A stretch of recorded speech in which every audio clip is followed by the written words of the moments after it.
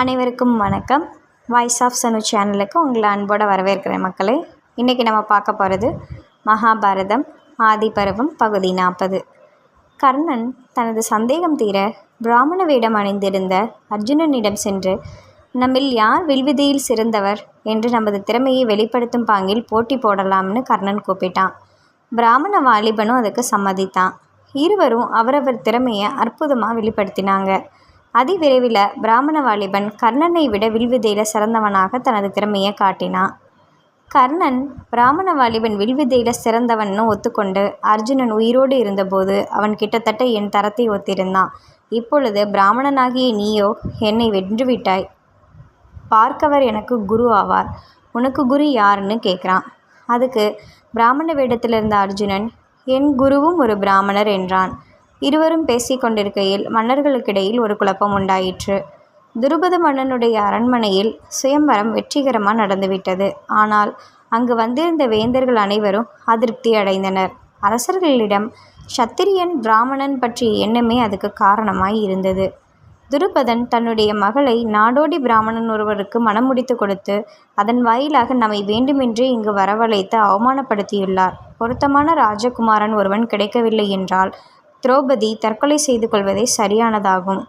நாடோடி ஒருவனுக்கு மாலை சூட்டியது பெரும் தவறாகும்.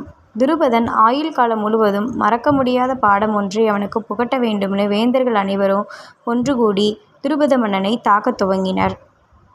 இந்த நெருக்கடியை எவ்வாறு சமாளிப்பது என்பது துருபதனுக்கு விளங்கவில்லை. பரிதாபத்துடன் நாலா பக்கமும் பார்த்தான். அதே வேளையில் சுயம்வரத்தில் வெற்றியடைந்திருந்த பிராமண வாலிபன் கர்ணனிடம் பேச்சை நிறுத்திவிட்டு மாமனாரான துருபத மன்னனை காப்பாற்றும் பொருட்டு அங்கு விரைந்தான். மேலும் பிராமண வேடம் அணிந்த அவனது யுதிஷ்டிரன் தவிர்த்து 3 சகோதரர்களும் நெருக்கடியில் அகப்பட்டு கொண்ட துருபத மன்னனை காப்பாற்ற விரைந்தனர். பிராமணர் அபிமானத்தை முன்னிட்டு மேலும் பல பிராமணர்கள் அங்கு குவிந்தனர். ஆனால் அவர்கள் அனைவரையும் ஒதுங்கி இருக்கும்படி பணிவுடன் பாண்டவர்கள் வேண்டிக் கொண்டனர். ஒரு சிறிய போர் போல மல்லுக்கட்டை நிகழ்ந்தது.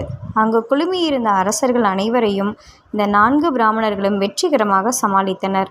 இந்த 4வரும் யார் என்பது கிருஷ்ணனுக்கு தெரியும். ஆகையால் மகிழ்வுடன் அதனை வேடிக்கை பார்த்தார். பிறகு மன்னர்களை சமாதானப்படுத்த கிருஷ்ணன் முயன்றார். அங்கு இருந்த அரசர்களிடம், இங்கு நிகழ்ந்ததில் குறை ஏதும் இல்லை. சத்திரிய ஐதீகத்துக்கு உட்பட்டே துருபதன் அனைத்தையும் செய்திருக்கிறான். துருபதன் தவறு ஏதும் செய்யவில்லை என்று கிருஷ்ணன் தெளிவாக விளக்கினார். குழப்பம் ஒரு வழியாக முடிவுக்கு வந்தது. இந்த கதை உங்களுக்கு பிடிச்சிருந்துச்சுன்னா மறக்காமல் லைக் பண்ணுங்கள், ஷேர் பண்ணுங்கள், சப்ஸ்கிரைப் பண்ணுங்கள். மேலும் இது போன்ற கதைகளை கேட்குறதுக்கு நம்ம சேனலை பின்தொடருங்க. நன்றி, வணக்கம்.